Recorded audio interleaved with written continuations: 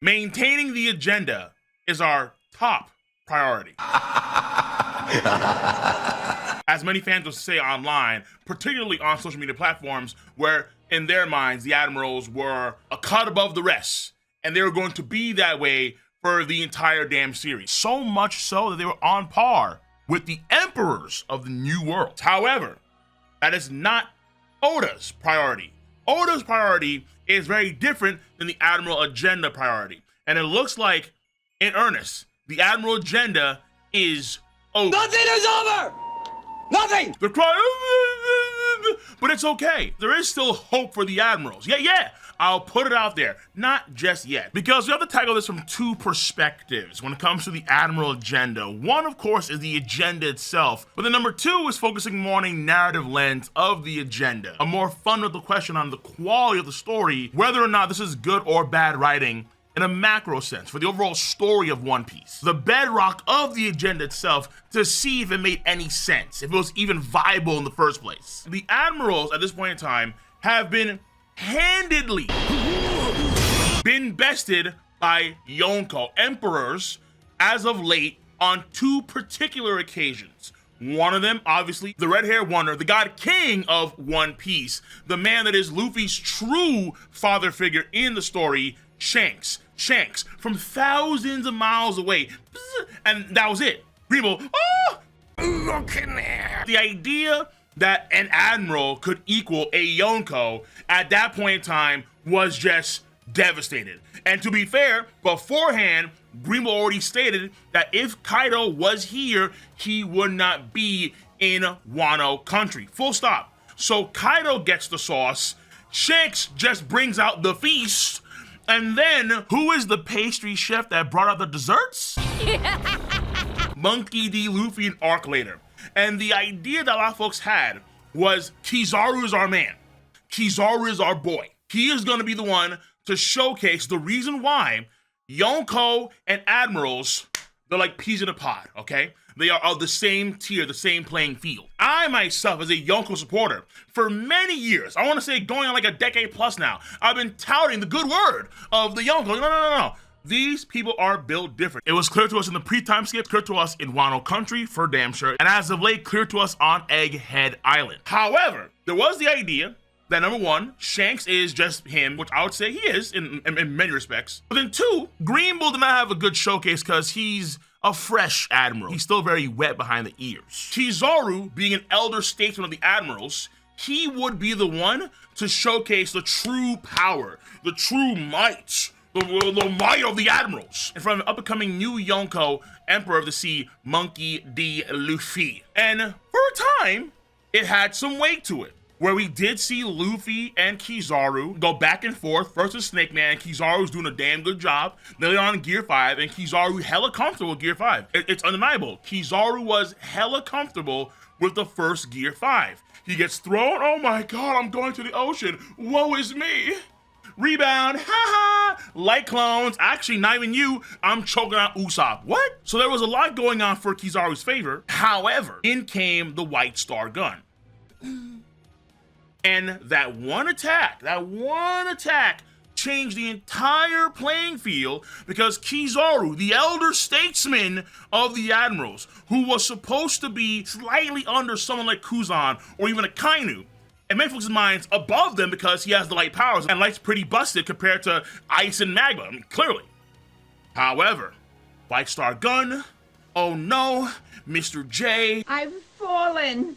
And I can't get up! He is stun locked for a prolonged period of time. That was a shocking revelation. One attack could leave Kizaru like that. And you could argue the semantics of the power of the White Star Gun. As of late, I'd say it's hard to argue what is genuinely stronger, the White Star Gun, the Dawn Rocket, the Dawn Symbol. Not too sure. And that may require its own video in the future, honestly.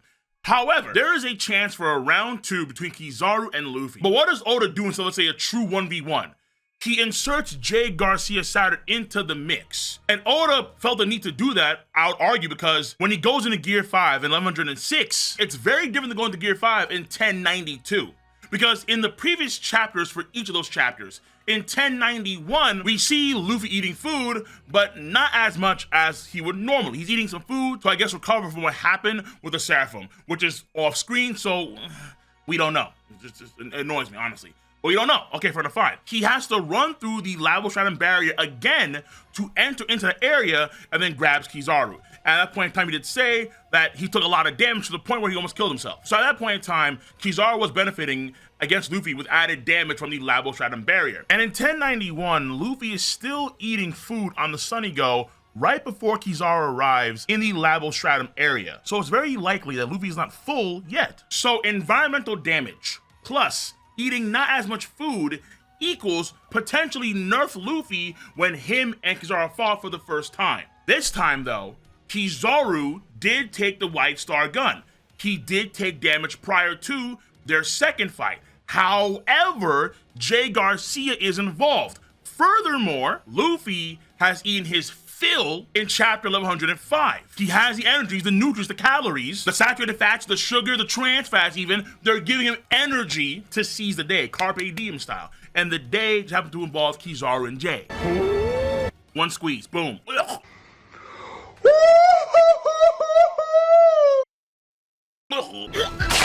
The Admiral agenda was collapsing in real time. The bedrock was just being blown away.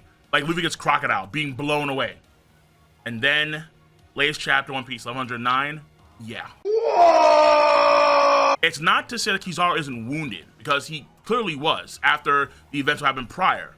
But it's Jay and Kizaru. It's a 2v1, and Luffy is looking like a goddamn phenom right now, bro. It's nuts. At this point in time, the agenda of the Admirals, the idea that the Admirals are just as good as Emperors, when I would argue that even though he's done so much so far, Luffy is not the strongest of the Emperors. So I'd still put Blackbeard, Big Mom, Kaido, Prime Whitebeard, Shanks, in that order. I'd put them above Luffy. Now we can debate on like the semantics of that. That also may require Luffy in the future. Fair enough, fair enough. But the idea ultimately is that Luffy is a fresh off the boat Yonko, and he can do that much to an Admiral and an Elder, an immortal Elder, 1v2. And now all 5 Elders in the picture. So in terms of what's actually showcased right now to us, the readers, Luffy as an Emperor of the Sea, he is beating every Admiral, 1v1, guaranteed, not even a question. Now, Fleet Admiral is different. We'll get that soon enough. In order to get christened as a true Emperor, you got to get jumped. And guess what? Guess what? So I would say that when it comes to the agenda, oh yeah, the agenda is just out the window. It's gone. Greenlaw, I thought, just sealed the deal. It was over. But there was a lot of coping with the idea that Kizaru would be different. He's not. When the Emperors pulled up, Kizaru ultimately was not different. Oh, back then he was gonna stop Big Mom and Kaido. Please. Kizaru's confidence in stopping Big Mom meeting Kaido does not offset him getting spanked by the Nika for misbehaving and hurting his friends. No, it does not. And when it comes to narrative, the Admirals being in an inferior position compared to the Emperors was very apparent ever since chapter 432 dropped. And we knew this since the very end of Enies Lobby, considering Garp's words about the power balance of the world, where it was the World Government and the Marines and the Warlords. These two factions together would equal the Yonko. Clear as crystal. The Emperors in themselves would be forces of tremendous might to usher in a power balance that is a 2-for-1, a 2v1, essentially speaking. Let alone the fact that the Yonko, via their territories, had to also keep each other in check to maintain their hegemonies. And for Whitebeard, just the idea that they thought they needed so much to take him down, considering what they needed just for him and his posse, woof. Man, it was a testament to how nasty they were. And for the future of the story soon to come, narratively speaking, we have all 5 elders pull up at the same time against Luffy. And to be fair, they may fan out immediately, and let's say it's gonna be still Jay against Luffy. Who knows? Not too sure. But the Kizaru pizza dough was already thrown in the garbage, and right now, Kizaru is on a ship holding his head, waiting for the medic to bring the morphine. Luffy should have a pretty hard time dealing with 5 immortals, okay? I don't see how Kizaru fits in there. And I would say there's a good chance that Kizaru is going to be doing somebody else in the future, and or he's out of the picture. He's out of the picture for the entire arc. Because again, we have 5 immortals, and we have 10 minutes left until the news of Vegapunk's message spreads across the entire planet. And then, of course, you have to escape the island. Luffy and company, they want to escape. So I don't see that much time at all for Kizaru versus Luffy now. I really don't. Again, I could be wrong, but I just don't see it. And in the future, let's just say that what Admiral supporters say is correct. Kizaru is holding back. Kizaru is going, oh, even though he stabbed him, you know, when he stabbed him, hey Bonnie, bing, hey everybody, so he's been doing these kill blows onto the entire group and then some. But let's just say that he's been holding back because he is the unclear justice. In the future, he'll be way more clear. He'll get a buff in the future, potentially. By then, do you really think it's gonna be a Luffy Kizaru 1v1 as like a prima fight? No. If you say yes, you tripping. Of course you are, obviously. Because by then, God knows what it's gonna be. By then, we're gonna be focusing on way bigger fish. Mind you, it's the beginning of the final saga. Luffy's power from here is gonna go parabolic. It's gonna go just nuts. By the time Kizaru is gonna be at full power, here's my awakening, like I'm gonna be Gilgamesh in glistening light armor. By then, it's gonna be Kizaru versus whoever the hell. Kizaru by then will not be worthy of fighting Luffy 1v1. That is ultimately how it has been, how it needs to be when you're dealing with emperors and above, potentially like Pirate King level dudes. One admiral alone doesn't fit the bill. And I would say it was evident given the bounty of Kizaru, and Luffy handling Kizaru and Jay the way he's had so far was his way of pushing ahead, busting through that 3 billion blockade. However, bounty alone a lot of times isn't enough to gauge power. Fair enough. I would say that Kid and Law are weaker than Luffy, even though they all share 3 billion berry bounties. Why? Because of the evidence, the feats, and of course, the portrayal, how the character is depicted within the story itself.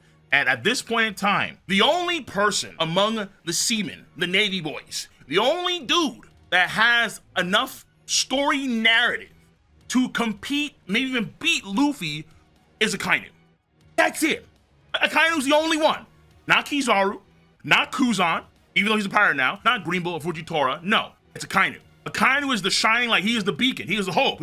He is carrying all of the prayers of every Admiral supporter. And there is onus for order to actually give Luffy and Akainu some type of exchange, whether it be words or fists. That's possible. But if Akainu is the only one you can rely on for maintaining the Admiral agenda, in of itself means that it's dead, because again, he's not Admiral, he's Fleet Admiral. He's already a pecking order above the rest of them. Though God forbid, if Dragon was an Admiral back in the day, people will call up Dragon oh my God. The idea ultimately is that the Admiral agenda right now is dead. It's not to say that Admirals in the future can't go full power and have all their things going on. Awakening, tech, insane armament, observation, maybe even conquerors, right? Maybe there's conquerors hockey too, who knows? But that's gonna be against other people in the future. Because even though you have Luffy be a stud, that doesn't mean that, let's say, Zoro or Sanji or Jinbei or Robin cannot beat Kizaru. No, far from. Kizaru is stunning on all of them, for damn sure. However, by the time we do see Kizaru's full power, it's gonna be against those caliber of guys. It's gonna be against the Zoros and the Sanjis and the Jinbeis, the Yamatos and so on. Those caliber of guys will be taking on the Admirals at their peak strength by the time Oda's ready to have that go down. Which in terms of narrative, That's cool, makes the most sense. We already saw signs and hints of that during Marine 4 with Mark and Kizaru, with Jozu and Kuzan, and so on and so forth. And arguably, at the end of Wano Country, the Straw Hats are in the same position Luffy was in Dressrosa, where Luffy was very adamant about fighting against Fujitora no matter what at the end of Dressrosa. Very different than Big Mom in Udon, where Luffy decided to run from Big Mom the entire time. He did attempt 3-0, true, but the vast majority of the time was spent running from Big Mom. And at the end of Wano Country, Jinbei, Sanji, Zoro, they are ready to engage with an Admiral alongside with Luffy if need be, despite their weakened states. And Yamato clearly in that same camp too. And this is their mentality now. That the entire course of the final saga, they're only going to get stronger. And as far as we understand it, they're going to be the greatest pirate crew in the history of the planet. Very, very likely. But when it comes to the Emperor themselves, unless there's some stipulation, like they're weak and they're old and they're sick and so on and so forth, no. An Emperor at full power, you better bring the whole squadron of admirals, the whole squadron, if you want to catch that W. And some of them, honestly, do not engage. Do not engage. But let me know your stance on the subject matter at hand. If you enjoy boys' content, make sure to give it a thumbs up, subscribe to the channel, and click on that bell to join the notification squad. I'm gonna catch you guys on the flip side. See you. Bye-bye.